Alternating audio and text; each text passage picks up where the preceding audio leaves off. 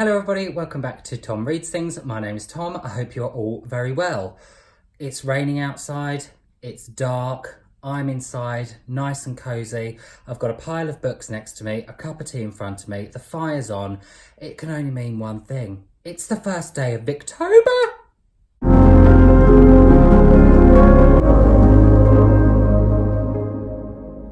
So yes, it's the first day of Victober and I could not be more excited. So what I thought I would do is start off Victober the way we mean to go on, talking about Victorian books. So I will be doing a series of videos throughout Victober, having a chat to you all about Victorian literature. And I thought I would start today, kick the month off right, by talking about some of my favourite Victorian novelists and some of my favourite Victorian novels. I have already done a video on where I started with classics, but that was slightly different. I had slightly different books in it and I've read a lot more since then. So I thought it would be good to have a bit of a refresh. Also, look at this. Actually, I don't know if I can get my leg up that high. I'm wearing autumnal winter type pyjama bottoms. God, this is bloody brilliant. Okay, shall we start? So the first book that I want to talk about is by the wondrous, the fantastic, the marvellous Charles Dickens, and that is Nicholas Nickleby.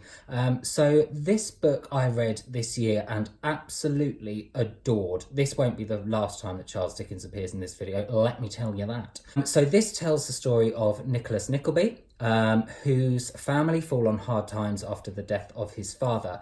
He goes to London with his family to plead for the help of his uncle Ralph Nickleby. His uncle finds him a situation at a boarding school in the north of England where he goes off to earn a living to be able to support his family. But when he gets there, he realises that the school is not all that it seems and that there is a lot of hardship going on in the school.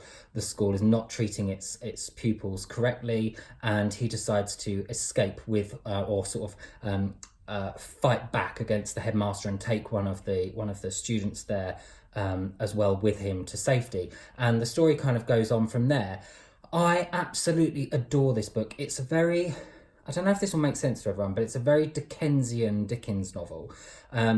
It's a large part of it is set in London. It has a fantastic villain in it in the form of Ralph Nickleby.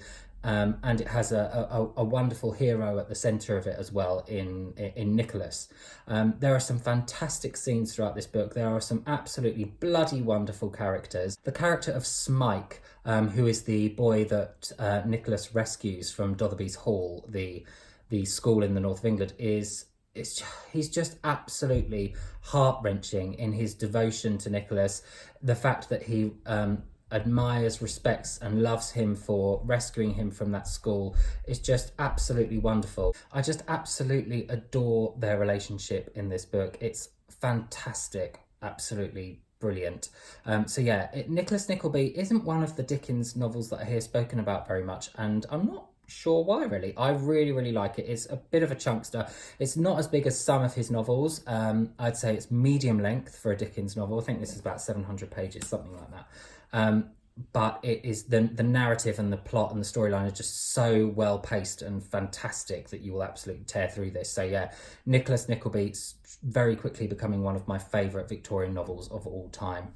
Another one of my favourite Victorian novels is The Warden by Anthony Trollope. And I'm also going to talk to you about the second book in the series, the Barchester series, which this book is the first of, and that is Barchester Towers by Anthony Trollope. So these two books are, as I said, the first in the Barchester series by Anthony Trollope. And they focus around sort of church politics in, I think it's rural England. Is it rural England? I don't know, something England. Yeah, Anthony Trollope's writing is fantastic because I find it, for Victorian literature, very accessible. Some people think that his writing is a little bit dry, especially in The Warden, which is the first book in this series.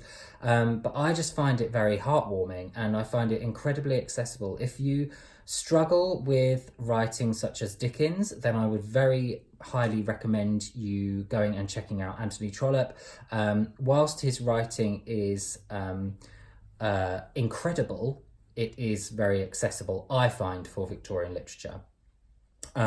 he doesn't tend to go off on tangents in the same way that Dickens does sometimes, and it focuses on a smaller cast of characters, his novels, most of the time.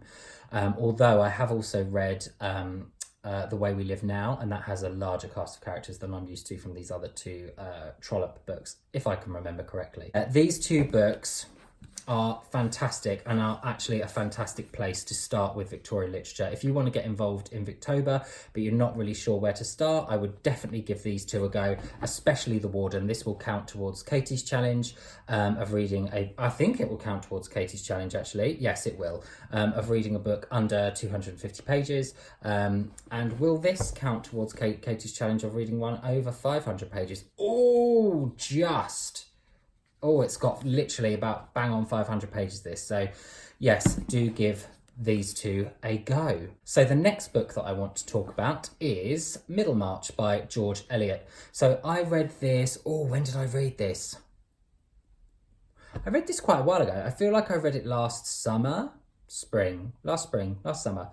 Who cares, Tom? Shut up, just carry on talking. So this is set in the quintessential English town of Middlemarch, and it follows the story of Dorothea Brooke. To be honest, I can't actually remember a huge amount about the plot of this book, which is why I'm tempted to read it for Kate Howe's challenge, which is to reread a Victorian novel. Yeah, I'm really tempted to reread this because I know I loved it. I know I've really loved it, but I can't really remember why or what it's about. So that's not very useful, is it, for BookTube? I know that this book is regarded as it's often used with the tagline, the first novel for adults, and I think Virginia Woolf gave it that tagline. I haven't actually read any Virginia Woolf. Should I read some Virginia Woolf? Let me know in the comments down below. So yeah, I've heard a lot of people talk about this as one of the only Victorian novels which focuses on marriage. There are a lot of Victorian novels which focus on courting and trying to get married and the lead up to a marriage. But this is one of the few Victorian novels which focuses on marriage as an institution, not everything that goes along with it. So yes, I really loved this book, but again, can't really remember why. Is anyone else in this boat as well? Read Middlemarch, really liked it, can't remember why, can't really remember what it's about, but no, they liked it. Weird. Sorry everybody, I'm just stoking the fire. Did you catch a better glimpse of my winter pyjama bottoms there?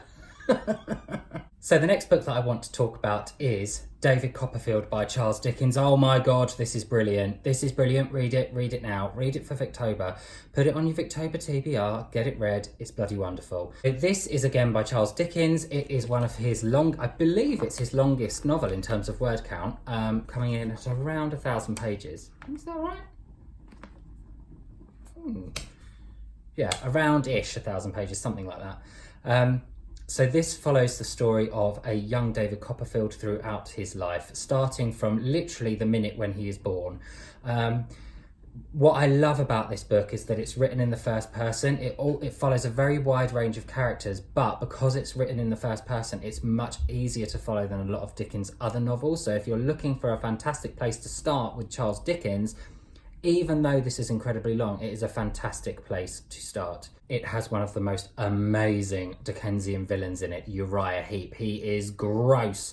He's so slimy and disgusting and everything that is wonderful about a Dickensian villain. A lot of people don't necessarily like the character. I've heard some people say they don't warm to or like the character of Dora in this novel, which is David Copperfield's love interest. However, she is more than made up for in the fantastic grande dame of Dickensian literature, Betsy Trotwood. Betsy is David's aunt, who he seeks out after he falls on hard times. See what I did there? Hard times. And she is just bloody brilliant. She's such a matriarch. She's a fantastic Dickensian character. I just absolutely love her. She's incredibly strong-willed. She's a little bit crazy, but she's got David's best interests at heart, even though when he's born, she's devastated that he's not a girl. So yes, David Copperfield by Charles Dickens. If you are looking for a place to start with Victorian literature, do give this a go. It will take you a while to read because it's long, but it will be well worth the journey. Now, the last book that I want to talk to you about is probably, along with David Copperfield, my favourite Victorian novel of all time, and that is the wonderful, the incomparable, the fantastic, the beautiful Jane Eyre by Charlotte Bronte. Now, I'm sure a huge number of you will have already read this. However, if you haven't, don't be put off by it. Do give it a go. It's, again, a bit like Anthony Trollope. I found this, and David Copperfield actually, I found this very accessible to read in terms of Victorian literature. But again, I think a lot of that has to do with the fact that it's written in the first person. It doesn't deal with an incredibly huge range of characters like a lot of Charles Dickens novels do. But it's at the heart of this book is an incredibly strong-willed, powerful woman who you can just imagine people reading it in the Victorian era thinking, my God, this woman is everything that women are almost not supposed to be in that era. And I can imagine the impact it would have had in its publication in 1847, I believe, something like that. Jane Eyre follows the story of, you guessed it, Jane Eyre. She lives with her auntie as a young child, and she's treated very poorly. She is sent away to boarding school, and she has an awful bloody time there as well. And then she goes to work as a governess at a English country mansion for Mr. Rochester looking after his ward. And from there, lots of wonderful stuff ensues. So I said at the heart of this book is a powerful woman, but really what envelops this powerful woman in this book is this fantastic, gripping, perfectly paced, beautiful narrative and plot. It is just such a fantastic book. It has wonderful themes. Some people say that Jane Eyre sells out in the end, but do you know what? I don't bloody care. I think she's absolutely fantastic. And I would have loved to have, you know, been around for its publication in the 1840s and just been bowled over by it on my first reading. This was one of the first classics that I ever read. It was certainly the first classic that I read as an adult when I first got into Victorian literature, and it has a very, very special place in my heart. It is a fantastic book. If you're going to read one book for Victober, get Jane Eyre under your belt. It's bloody brilliant. So there you have it. That's my first Victober 2019 video out. I will be doing a Victober video every week, I hope, throughout the month of October. So yes, I will be back. When will I be back? On Sunday. So I will see you then. Thanks very much. Bye.